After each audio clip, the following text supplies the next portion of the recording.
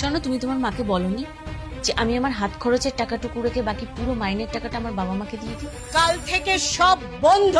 বিয়ে হয়ে গেলে কি মেয়েদের বাপের বাড়ির সাথে সমস্ত সম্পর্ক শেষ?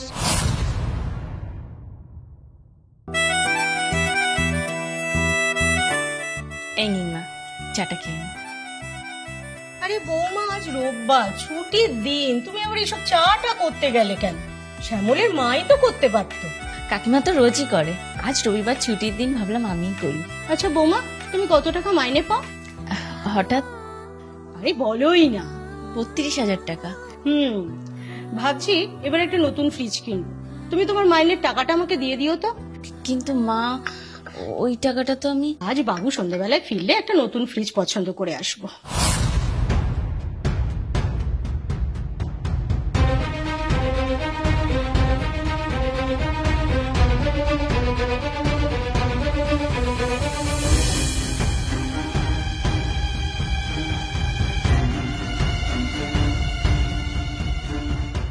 কি ব্যাপার, মুখটা এরকম পেঁচার মতো করে রেখেছো কেন?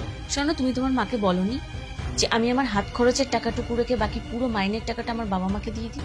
এতে বলার কি আছে? তোমার টাকা তুমি কিভাবে খরচ করবে সেটা তোমার ব্যাপার, এতে বলার কি আছে? বলার আছে, কারণ তোমার মা আজকে একটা নতুন ফ্রিজ কেনার সিদ্ধান্ত নিয়েছে, আর আমার মাইনের টাকাটার থেকেই টাকা চাইছে। না, সে আমার কোনো প্রবলেম নেই, আমি তো এই বাড়ির বউ, আমি দিতেই পারি, কিন্তু সিদ্ধান্ত নেওয়ার আগে অন্তত আমাকে তো একবার জিজ্ঞাসা করবে। ঠিক আছে, আমি মাকে বলে দিচ্ছি। আমি স্নানে গেলাম।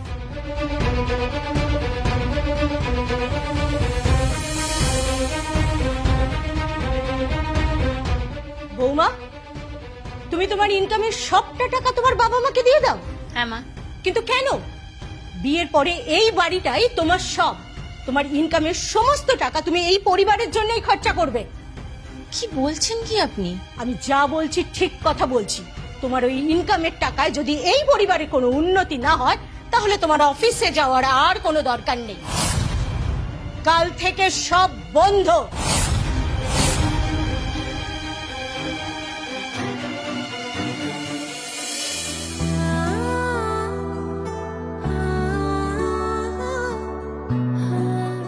পূজা, তুমি অফিস যাওনি? না, যাইনি। কেন? তোমার মা বলেছেন আমার মাইনের পুরো টাকাটা যদি আমি এই সংসারে দিতে না পারি, আমার অফিসে যাওয়ার কোনো দরকার নেই। আজ থেকে আমি যেন অফিসে না যাই, তাই আমি যাইনি। দেখো পূজা, মা বয়স্ক মানুষ, হয়তো অত ভেবেচিন্তে বলেননি, রাগের মাথায় বলে ফেলেছে। আমি ওনাকে বুঝিয়ে বলবো, কেমন? তুমি কাল থেকে সময় মতো অফিস যেও। শোনো না, প্রচন্ড খিদে পেয়েছে, আমি ফ্রেশ হয়ে একটু খেতে দেবে প্লিজ? তুমি যাও, আমি আসছি।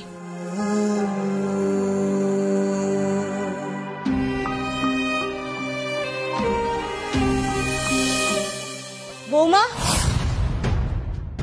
এদিকে এসো।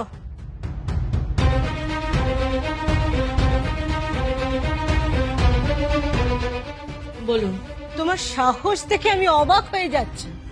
আমি তোমাকে নিষেধ করা সত্ত্বেও তুমি অফিসে যাচ্ছ? আপনার ছেলে যেতে বলেছে। এই বাড়িতে আমিই কর্ত্রী, আমি যেটা বলবো সেটাই শেষ কথা। যদি তোমাকে অফিস যেতেই হয়, তাহলে তোমার মাইনের সবটা আমার হাতে তুলে দিতে হবে, কারণ বিয়ের পর এটাই তোমার বাড়ি। পারবো না। বিয়ে হয়ে গেলে কি মেয়েদের বাপের বাড়ির সাথে সমস্ত সম্পর্ক শেষ? তারা আমাকে ছোট থেকে খাইয়ে পড়িয়ে বড় করেছে, পড়াশোনা শিখিয়েছে, বিয়ে হয়ে গেছে বলে আমি তাদের কোনো দায়িত্ব নেব না? আমার সমস্ত সম্পর্ক শেষ হয়ে গেছে। খুব মুখে মুখে চোপ্পা হয়েছে না তোমার? তুমি যাবে না মানে যাবে না, ব্যাস। যাবে। ওর সময় মতোই অফিস যাবে, আর রোজ যাবে। আর ওর মাইনের টাকা ও কোথায় খরচ করবে না করবে সেটা সম্পূর্ণ ওর ব্যক্তিগত ব্যাপার, তাতে তোমার বা আমার কারোরই নাক গলানোর কোনো অধিকার নেই মা। আজ আপনার ছেলের জায়গায় যদি আপনার মেয়ে হতো, তাহলে কি সে আপনাকে দেখতো না? সে যদি তার বিয়ের পর সমস্ত মাইনের টাকা তার শাশুড়ির হাতে তুলে দিত, তাহলে এই বয়সে আপনি কি করতেন মা? কি করে চলতো আপনার? মা, পূজা ঠিক কথা বলছে, তুমি ঠান্ডা মাথায় ভেবে দেখো, বুঝতে পারবে। সত্যি তো, বৌমা তো ঠিক কথাই বলেছে। আর যদি আমার মেয়ে থাকতো, তাহলে তো ও এই কাজটাই করতো। বৌমা, আমি বয়স্ক মানুষ, কি বলতে কি বলে ফেলেছি।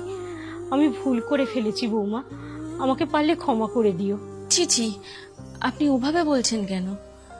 আপনি আপনি বুঝতে পেরেছেন সেটাই তো অনেক। যাও মা, তোমার দেরি হয়ে যাচ্ছে, সাবধানে অফিস যাও। আসি। ও, সন্ধ্যাবেলা আপনি রেডি হয়ে থাকবেন। আমি অফিস থেকে ফিরে আমরা সবাই মিলে একসাথে ফ্রিজ দেখতে যাব। আর এসব কথা বলে আমাকে লজ্জা দিস না মা। এভাবে বলছেন কেন? আমার মা আমার কাছে আবদার করেছে আর আমি সেটা দেব না?